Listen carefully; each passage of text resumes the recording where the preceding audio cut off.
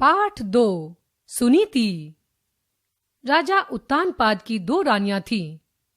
बड़ी रानी का नाम सुनीति तथा छोटी का सुरुचि था। सुनीति पटरानी थी, किंतु सुरुचि उसकी तुलना में अत्यधिक सुंदर तथा चतुर थी। उसकी सुंदरता से प्रभावित होकर ही राजा उत्तानपाद ने उससे विवाह करने का निर्णय लिया था और वह रानी बनकर राजमहल में आई थी। सुरुचि की चतुराई और उसकी धूर्तता को राजा उत्तानपाद समझ नहीं पाया था कि विवाह के कुछ ही दिनों बाद सुरुचि ने राजा को अपने वश में कर लिया और राजमहल के अधिकांश कार्य उसकी आज्ञा से संपन्न होने लगे। किंतु सुनीति राजमहिषी थी और यज्ञादि कार्यों तथा अन्य धार्मिक अनुष्ठानों में राजा के साथ रहते हुए प्रधान रानी की भूमिका निभाती थी। सुरुचि को यह सब पसंद नहीं था। वह तो संपूर्ण रूप से राजमहल को अपने कब्जे में रखने के सपने देखती थी। उसका सपना तो यह था कि राजा राजनीतिक और धार्मिक हर प्रकार के कार्य में केवल उसकी ही पूछ करे। सुनीति को तो भूल ही जाए। यही कारण था कि सुरुचि बड़ी रानी सुनीति से द्वेष रखती थी तथा बात बात में नीचा दिखाने की कोशिश करती थी। सुरुचि के बहकावे में आकर एक दिन राजा ने अपने गुणवती रानी सुनीति को महल से निर्वासित कर दिया। पति परित्यक्ता सुनीति अपने नन्हे शिशु को लेकर राजधानी के समीप स्थित अत्रि के आश्रम में निवास करने लगी। राज वैभव का परित्याग उस गुणवती नारी ने राजमहल में ही कर दिया था। अब वह एक तपस्विनी की भांति अपना जीवन व्यतीत करने लगी। पति से अलग सुनीति की आशा का केंद्र अब उसकी गोद का बालक ध्रुव था। ऋषि कुमारों के साथ महर्षियों के सानिध्य में बालक ध्रुव का पालन हो रहा था। सरल, सात्विक, सद्गुणों वाले बालक ध्रुव को देख देख कर सुनीति अपने जीवन के शेष दिन व्यतीत कर रही थी। वह बालक उसका एकमात्र सहारा था। उधर सुरुचि यह भली भांति जानती थी कि उसने कपट पूर्वक सुनीति को पति से अलग तो करवा दिया, परंतु एक समस्या अभी और शेष है। वह है ध्रुव की। ध्रुव सुनीति का पुत्र था और वह सुरुचि के पुत्र उत्तम से बड़ा था। नियमानुसार वही राज्य का उत्तराधिकारी था। अतः सुरुचि अब इसी प्रयास में लगी हुई थी कि जितना हो सके ध्रुव राजा से दूर रहे, जिससे उसका स्नेह सिर्फ उत्तम पर ही रहे और वे उसे ही अपना उत्तराधिकारी नियुक्त करें। ध्रुव अभी 5 वर्ष का ही था कि एक दिन अपनी माता से आज्ञा लेकर पिता के दर्शन हेतु राजधानी में गया। ध्रुव के साथ अन्य ऋषि कुमार भी थे। राजधानी में पहुंचकर इन ऋषि कुमारों ने जब राजभवन में प्रवेश किया तो राजा उत्तानपाद ने उनका अभिवादन किया। ध्रुव ने अपने पिता के चरणों पर जब मस्तक रखा तो राजा उत्तानपाद अपने इस सुंदर व तेजस्वी बालक को गोद में लेने का मुंह छोड़ न सके। बालक ध्रुव को राजा की गोद में बैठा देख उसकी विमाता सुरुचि के कलेजे पर सांप लौटने लगे। उसने आते ही महाराज से कहा, महाराज, आपने अभागिन के पुत्र को गोद में क्यों बैठाया है? यह आपको शोभा नहीं देता। यह कहते हुए सुरुचि राजा के समीप गई और बालक ध्रुव का तिरस्कार करते हुए उसे पिता की गोद से नीचे उतार दिया। इतना ही नहीं, सुरुचि उसका अपमान करते हुए यह कहने से भी नहीं चूकी कि तुमने अभागी माता के गर्भ से जन्म लिया है। यदि तुम्हें महाराज की गोद अथवा सिंहासन पर बैठना हो तो मेरी कोख से जन्म लेना पड़ेगा।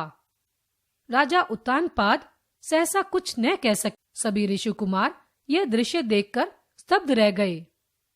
विमाता के व्यंग बाणों से आहत ध्रुव के नेत्रों से क्रोधाग्नि प्रकट हो रही थी। उसका शरीर कांपने लगा। उसने एक बार पिता की ओर देखा। वे चुपचाप बैठे थे। कठोर नेत्रों से अपनी विमाता को देखा और तीव्र गति से वहां से प्रस्थान किया। राजधानी से बालक ध्रुव सीधा अपनी माता के पास आश्रम में पहुंचा। सुनीति ने अपने पुत्र की मनोव्यथा जानने हेतु पुचकारते हुए कहा, कहो, तुम्हें किसने मारा पीटा है? तुम्हें किसने परेशान किया है? क्या किसी ने तुम्हारा अपमान किया है? माँ की गोद में मुंह छिपाए बालक फूट फूट कर रोने लगा और बड़ी कठिनता से रोते रोते उसने सारा वृतांत अपनी माता को सुनाया। सुनीति ने अपने लाल को छाती से लगा लिया और उसकी पीठ सहलाते हुए उसे सांत्वना दी। बालक ध्रुव को विमाता की बात बहुत कचोट रही थी। वह अब भी सुबक रहा था और पिता की गोद से जिस प्रकार उसे अपमानित कर उतारा गया, उससे बड़ा खिन्न था। उसने अपनी माता से कहा, क्या किसी पुत्र को अपने पिता की गोद में बैठने का अधिकार नहीं है? और फिर मुझे अभागिन का पुत्र कहकर विमाता ने मेरा ही नहीं, माँ तुम्हारा भी तो अपमान किया है। मैं इसे कभी सहन नहीं कर सकता। पुत्र की बात सुनकर सुनीति के नेत्रों से आंसुओं की धारा बह निकली। अश्रुपूर्ण नेत्रों से अपने प्राणों से प्रिय पुत्र ध्रुव को समझाते हुए सुनीति ने कहा, बेटा, तुम्हारी विमाता ने जो कहा है वह सत्य है। उसी में तुम्हारा कल्याण है। भगवान की तपस्या कर तुम संसार में सबसे श्रेष्ठ स्थान प्राप्त कर सकते हो। पिता की गोद में तुम्हारे लिए स्थान न हो, किंतु परम पिता की गोद में बैठकर तुम निश्चिंत हो सकते हो। वहां से तुम्हारी विमाता तुम्हें कभी नहीं उतार सकती। मां की बात सुनकर ध्रुव का सारा दुख दूर हो गया।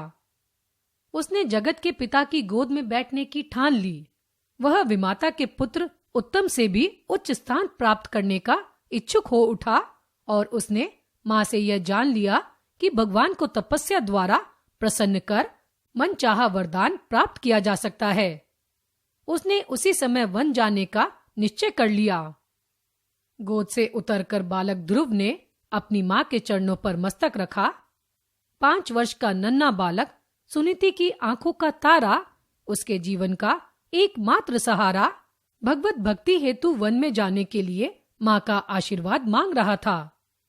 श्रेष्ठ कार्य हेतु सुनीति ने अपने पुत्र में अत्यधिक उत्कंठा और जिज्ञासा देख रोकना उचित न समझा। उसने अपने पुत्र को बाहों में भर गोदी में लिया, स्नेह से पुत्र का मुंह चूमा।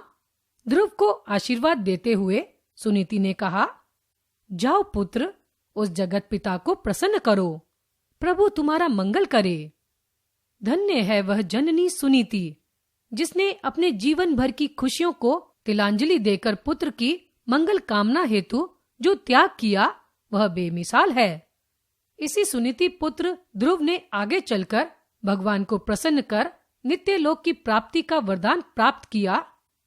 5 वर्ष का वह नन्हा सा बालक ईश भक्ति से ध्रुव लोक का अधिपति बना, जिसके समस्त ग्रह, नक्षत्र और संपूर्ण तारा वर्ग प्रदक्षिणा करते हैं।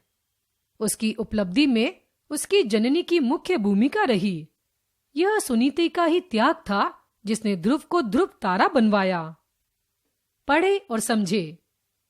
पटरानी, मुख्य रानी, निर्वासित, बाहर कर देना, सात्विक, सत्व यानी कि अच्छे गुण, मनोव्यथा, मन का दुख, कपटपूर्वक, धोखे से, तिरस्कार, अपमान, अभागी, बदकिस्मत, विमाता, सौतेली माँ।